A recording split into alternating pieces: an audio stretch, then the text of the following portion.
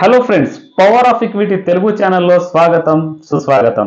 Friends, మనము ఈ వీక్లో అంటే ప్రతి వీక్లో ఏం చేస్తామంటే ఫ్రెండ్స్, మనము ఏదైనా స్టాక్ గురించి పర్టికులర్గా ఆ స్టాక్ గురించి అనాలిసిస్ చేస్తూ ఉంటాము. ఆ స్టాక్లో entry price, target, stop loss ఈ విధంగా మనము డిస్కషన్ చేస్తూ ఉంటాము. ఆ ప్యాటర్న్లో అంటే ఏ ప్యాటర్న్ వస్తే ఆ స్టాక్లో మనం ఎంట్రీ చేసుకోవాలి అనేది కూడా మనం డిస్కషన్ చేస్తూ ఉంటాము. కానీ ఈ వీడియోలో ఇప్పుడు ప్రస్తుతానికి మనము డిస్కషన్ చేసేది ఒక స్ట్రాటజీ ఉంటుంది ఫ్రెండ్స్. ఆ స్ట్రాటజీ పేరు జీరో లాస్ స్ట్రాటజీ.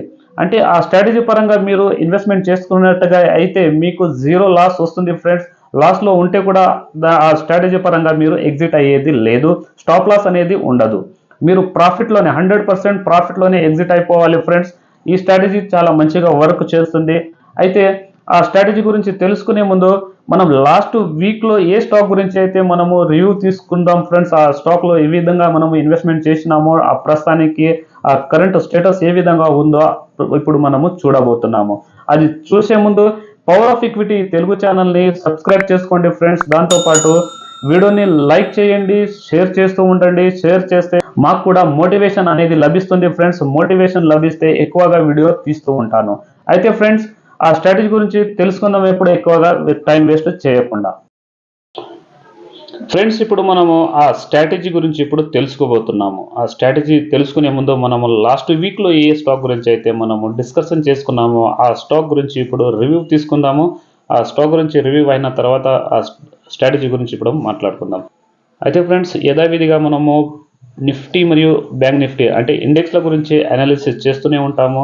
అయితే ఇది డైలీ క్యాండిల్ పరంగా ఉంది ఫ్రెండ్స్. ఏదైతే మనము లాస్ట్ వీడియోలో డిస్కషన్ చేసుకున్నామో ఈ ట్రెండింగ్ లైన్ అంటే ఈ రైజింగ్ బ్రిడ్జ్ని ఇక్కడ బ్రేక్అవుట్ చేసేసింది. అది ఇంట్రాడేలో బ్రేక్అవుట్ చేసిన తర్వాత ఇక్కడ ఒక సపోర్ట్ తయారయ్యి అట్నుంచి పైకి వెళ్ళిపోయింది. అంటే ఇంట్రాడే ఇక్కడ అవర్లీ క్యాండల్లో టార్గెట్ కంప్లీట్ చేసుకొని అట్నుంచి పైకి వెళ్ళింది.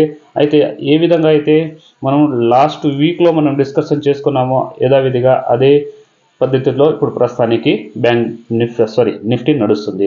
అయితే ఇక్కడ ఇంపార్టెంట్ పైన రెసిస్టెన్స్ ఉంది ఫ్రెండ్స్. ఆ రెసిస్టెన్స్ని ఎప్పుడైతే బ్రేక్అవుట్ ఇస్తుందో అప్పుడు మాత్రమే దీంట్లో మనకు ఒక కొత్త టార్గెట్లా వచ్చేలా కనిపిస్తుంది. కానీ అంతవరకు కొద్దిగా వెయిట్ చేయవలసి వస్తుంది. అయితే ఆల్మోస్ట్గా 22,550 పైన ఎప్పుడైతే క్లోజింగ్ ఇచ్చేస్తుందో అప్పుడు మళ్ళీ కొత్త హై కొట్టేలా కనిపిస్తుంది. అంతవరకు మార్కెట్ కొద్దిగా సైడ్వేజ్ జోన్లో వెళ్ళేలా కనిపిస్తుంది. ఇదొక జోన్ ఏర్పడింది.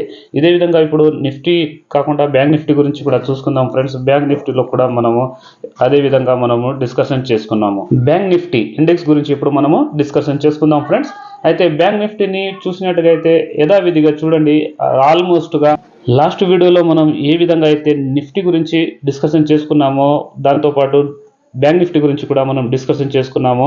అదే ఏదైతే రైజింగ్ బ్రిడ్జ్ ఉందో ఈ రైజింగ్ బ్రిడ్జ్ని ఇక్కడ బ్రేక్అవుట్ ఇచ్చి అంత ఫోర్స్ఫుల్గా రాలేదు. చూడండి ఇక్కడ ఇదే క్యాండల్, ఇది మూవింగ్ యావరేజ్ అనేది ఫ్రెండ్స్, ఇది 100 డేస్ మూవింగ్ యావరేజ్ ఉంది. ఇది డైలీ క్యాండల్లో ఉంది. ఈ 100 డేస్ మూవింగ్ క్యాండల్ని 100 డేస్ మూవింగ్ యావరేజ్ని ఇక్కడ టచ్ అయ్యి అటు నుంచి మళ్ళీ యథావిధిగా పైకి వెళ్ళిపోయింది.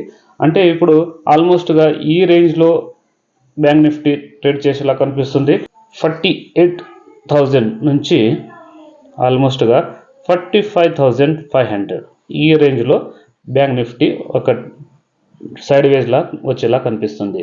అయితే ఎప్పుడైతే ఈ లైఫ్ టైం హైని బ్రేక్అవుట్ చేస్తుందో అప్పుడు మాత్రము దాని తర్వాత బ్యాంక్ నిఫ్టీలో ఒక కొత్త మళ్ళీ రికార్డ్ అయ్యేలా కనిపిస్తుంది. అయితే ఫ్రెండ్స్, మనం లాస్ట్ వీడియోలో ఏ స్టాక్ గురించి అయితే డిస్కషన్ చేసుకున్నామో ఆ స్టాక్ గురించి ఇప్పుడు రివ్యూ తీసుకుందాము. ఒకటి స్టాక్ ఉంది సఫైర్ ఫుడ్స్ ఇండియా. ఈ స్టాక్ జబర్దస్త్గా ఉంది ఫ్రెండ్స్. అయితే ఇక్కడ మనము డైలీ క్యాండల్లో ఉంది ఇది ఇక్కడ. అయితే మనం దీనికి వీక్లీ క్యాండల్ చేసుకుందాము. అయితే ఫ్రెండ్స్, సఫైర్ ఫుడ్ని చూసినట్టుగా అయితే సఫైర్ ఫుడ్లో మనకు ఒక మంచి ప్యాటర్న్ అనేది ఏర్పడింది. ఆ ప్యాటర్న్ గురించి మీకు చెప్తాను ఫ్రెండ్స్. ఓకే, చూడండి ఫ్రెండ్స్, ఇక్కడ ఏదైతే టాప్ ఉందో ఈ టాప్ని ఈ విధంగా ఇక్కడ మనకు బ్రేక్అవుట్ ఇచ్చేసింది. బ్రేక్అవుట్ ఇచ్చిన తర్వాత అటు నుంచి కంప్లీట్గా ఈ స్టాక్ ఒక చూడండి ఈ రేంజ్లో అనేది మనకు తయారైపోయింది. సూపర్గా దీనికి మనము ట్రయాంగిల్ ప్యాటర్న్ అంటాము. ఈ ట్రయాంగిల్ ప్యాటర్న్ని ఎప్పుడైతే బ్రేక్అవుట్ చేస్తుందో అప్పుడు నిఫ్టీ అయినా సరే, బ్యాంక్ నిఫ్టీ అయినా సరే, ఇండెక్స్ టోటల్ అనుకోండి, దాంతోపాటు స్టాక్లు కూడా ఈ విధంగా ఎప్పుడైతే బ్రేక్అవుట్ ఇస్తుందో ఆల్మోస్ట్గా ఛాన్సెస్ ఎక్కువగా ఉంటుంది టార్గెట్ అచీవ్ అయ్యేది. అయితే ప్రస్తుతానికి ఇప్పుడు ఈ స్టాక్ ప్రాఫిట్ బుకింగ్లో నడుస్తుంది ఫ్రెండ్స్. అయినా ఈ రేంజ్లో మనము కొనుగోలు చేసుకోవచ్చు దీంట్లో. అయితే ఇంకో స్టాక్ ఉంది, ఆ స్టాక్ గురించి కూడా మనం డిస్కషన్ చేసుకుందాము. కానీ సఫార్ ఇండియాలో మనం లాస్ట్ వీడియోలో డిస్కషన్ చేసుకున్నది ఆల్మోస్ట్గా ఇక్కడ ఎంత 1588 ఈ రేంజ్లో నుంచి ఒకవేళ దీంట్లో కరెక్షన్ వచ్చినా కూడా ఆల్మోస్ట్గా 1470 ఈ రేంజ్ వరకు మనం కొనుగోలు చేసుకోవచ్చు అని మనము లాస్ట్ వీడియోలో డిస్కషన్ చేసుకున్నాము. అయితే ఇప్పుడు ప్రస్తుతానికి అదే రేంజ్లో ఇక్కడ నడుస్తుంది. చూడండి ఫ్రెండ్స్, అదే రేంజ్లో నడుస్తుంది. అయితే టార్గెట్ అనేది మాత్రం మనకు మంచి టార్గెట్ వస్తుంది. టార్గెట్లో చూసినట్టుగా అయితే ఇక్కడ ఏదైతే ఉందో ఈ లో అనుకోండి, ఇది ఒక బ్రేక్అవుట్ ఇచ్చిన లైన్ చూసుకోండి, డ్రా చేసుకోండి. దాంతోపాటు ఇక్కడ లో ఏదైతే ఉందో ఆ లో పాయింట్ని మార్క్ చేసుకున్నట్టుగా అయితే మనకు ఫస్ట్ టార్గెట్ అనేది వస్తుంది ఫ్రెండ్స్ ఇక్కడ. అంటే ఈ డీప్ ఏదైతే ఉందో ఈ డీప్ టార్గెట్ మనకు లభిస్తుంది. దాని తర్వాత సెకండ్ టార్గెట్ అనేది ఇటు నుంచి ఏదైతే ఉందో ఇది హై మరియు లో, ఈ టార్గెట్ మనకు సెకండ్ టార్గెట్ లభిస్తుంది. ఈ విధంగా మనము అనాలిసిస్ చేసుకుంటూ మనం స్టాక్ మార్కెట్లో ఇన్వెస్ట్మెంట్ చేసుకోవచ్చు. ఇదే విధంగా మనము నెక్స్ట్ స్టాక్ గురించి ఇప్పుడు రివ్యూ తీసుకుందాము. అయితే ఆ నెక్స్ట్ స్టాక్ పేరు పీడీలైట్. పీడీలైట్ గురించి మనం డిస్కషన్ చేసినాము ఫ్రెండ్స్. పీడీలైట్ స్టాక్ ఇది ఒక మోనోపోలీ బిజినెస్ ఉంది ఫ్రెండ్స్. దీనికి మనకు అంటే ఏ కిరాణా షాప్లో వెళ్ళినా కూడా పీడీలైట్ మీకు ప్రోడక్ట్ లభిస్తుంది. ఫెవిక్విక్ ఏదైనా చిన్నగా మనకు షూస్లు కానీ చెప్పులు అయినా సరే, షూస్లు అయినా సరే బ్రేక్ అయినప్పుడు మనము ఆల్మోస్ట్గా ఫెవిక్విక్ తీసుకుంటాము. దాంతోపాటు పేపర్స్ అతికించుకోవడానికి మనము గ్లూ స్టిక్ యూజ్ చేస్తాము. ఆల్మోస్ట్గా ఇవన్నీ ప్రొడక్ట్స్లో పీడీలైట్ అనేది ఉత్పత్తి చేస్తుంది, అంటే మ్యానుఫ్యాక్చరింగ్ చేస్తుంది ఫ్రెండ్స్. ఒక పీడీలైట్ మార్కెట్లో మోనోపోలీగా బిజినెస్ నడుస్తుంది. దాంతోపాటు మన కెమికల్స్ ప్రోడక్ట్ అంటే కెమికల్స్ అంటే వాటర్ ప్రూఫ్ ప్రోడక్ట్ మాత్రం ఎక్కువ శాతంలో కన్స్ట్రక్షన్ బిజినెస్కి అవసరపడే ఎక్కువ మొత్తాన కెమికల్స్ అన్ని మొత్తము పీడీలైటే మ్యానుఫ్యాక్చరింగ్ చేస్తుంది. అయితే పీడీలైట్ మాత్రం చూడండి ఏ విధంగా అయితే మనము హరిజంటల్ లైన్ ఈ విధంగా ఇక్కడైతే డ్రా చేసినామో, ఈ డ్రా చేసినప్పటి నుంచి చూడండి ఈ విధంగా అంటే ఒక సైడ్ వేజ్ జోన్లో అనేది వెళ్ళి దాని తర్వాత బాక్స్ రెక్టాంగిల్ బాక్స్ ప్యాటర్న్ తయారయ్యి అటు నుంచి మనకు బ్రేక్అవుట్ ఇచ్చేసింది ఫ్రెండ్స్. ఆ బ్రేక్అవుట్ని చూసినట్టుగా అయితే ఆల్మోస్ట్గా మనము ఏదైతే లాస్ట్ వీడియోలో డిస్కషన్ చేసుకున్నామో అటు నుంచి ఇప్పుడు ఈ స్టాక్ ప్రస్తుతానికి పైననే ట్రేడ్ చేస్తుంది. దీంట్లో కూడా పీడీలైట్లో మీరు టార్గెట్ తీసుకునే అవసరం లేదు ఫ్రెండ్స్. టార్గెట్ తీసుకోవాలంటే ప్రస్తుతానికి ఈ రెక్టాంగిల్ డీప్ ఏదైతే ఉందో, ఈ డీప్ టార్గెట్ మీరు తీసుకోవచ్చు. కానీ దీంట్లో మీరు ఎక్కువ కాలంలో ఉంటే మీకు ప్రాఫిట్ అనేది కూడా ఎక్కువగా వస్తూనే ఉంటుంది. ఇది long term stock, best stock ఉంది ఫ్రెండ్స్. అయితే మనము ఇప్పుడు ఆ స్ట్రాటజీ గురించి ఇప్పుడు డిస్కషన్ చేసుకుందాము. ఆ స్ట్రాటజీ గురించి డిస్కషన్ చేసేటప్పుడు మనము ఆల్మోస్ట్గా చూడండి ఫ్రెండ్స్, డైలీ క్యాండల్లో మనం యూజ్ చేస్తాము.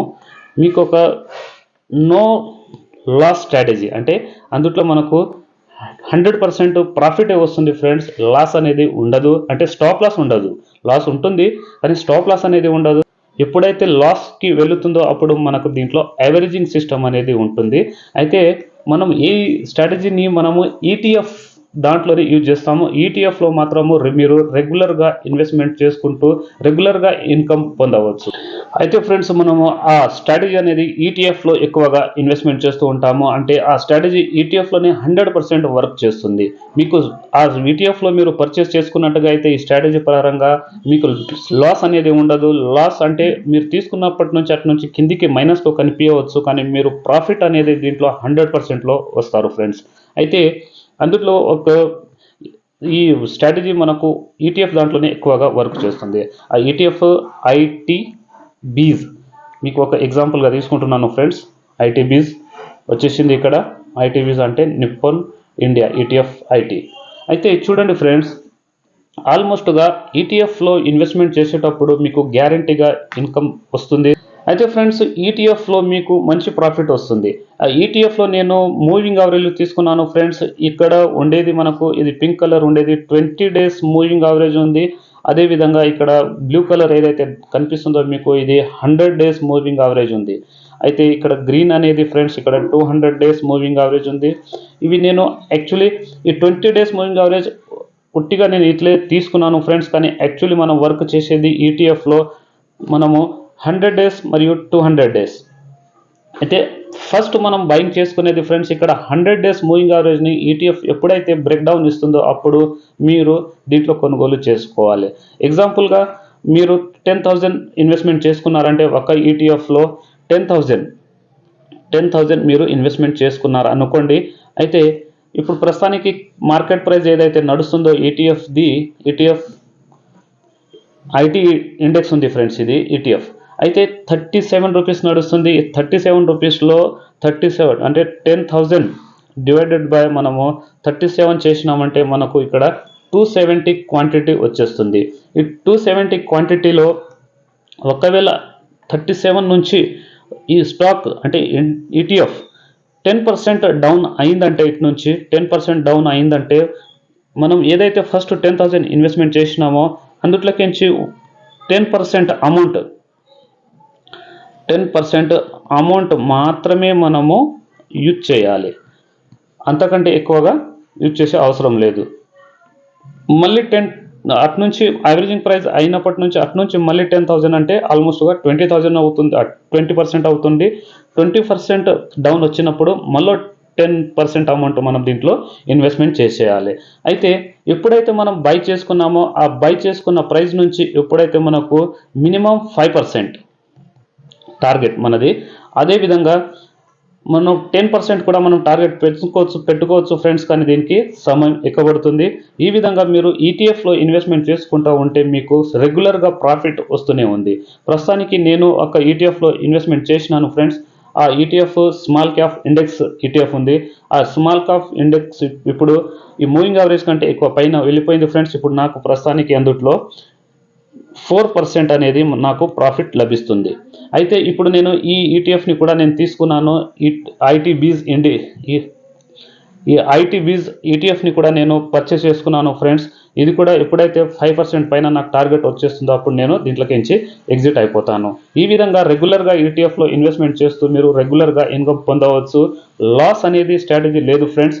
ఈ విధంగా మీరు ఫాలో చేస్తూ ఉండండి.